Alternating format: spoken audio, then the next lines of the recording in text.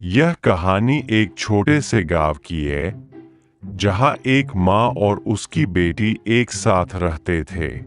माँ का नाम अंजलि था और बेटी का नाम रेखा।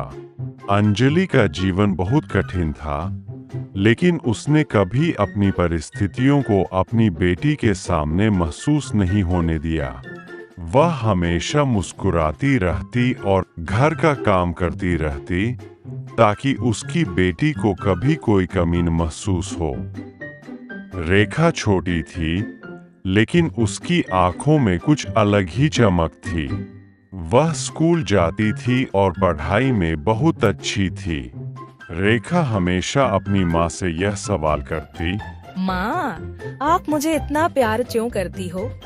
अंजलि हंसते हुए कहती, बेटा, माँ का प्यार बिना शर्त होता है, वह बस दिल से होता है।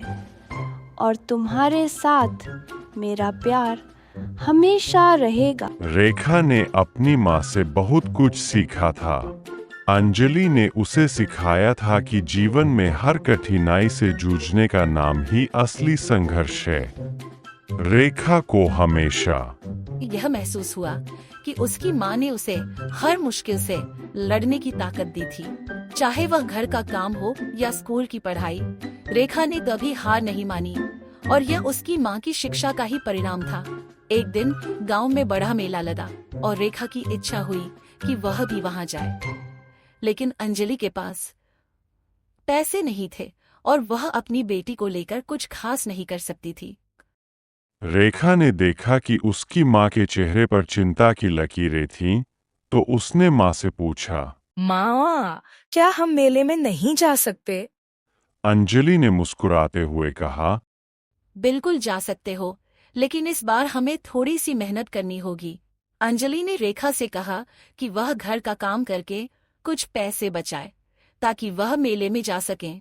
रेखा ने अपनी माँ की बात मानी और अगले कुछ दिनों तक दिन रात मेहनत की। वह घर के कामों में माँ की मदद करती और पढ़ाई में भी अच्छा करती। कुछ ही समय में वह मेले के लिए पैसे जुटा पाई। माँ और बेटी ने मिलकर उस मेले में हिस्सा लिया और वह दिन रेखा के जीवन का सबसे खुशहाल दिन था।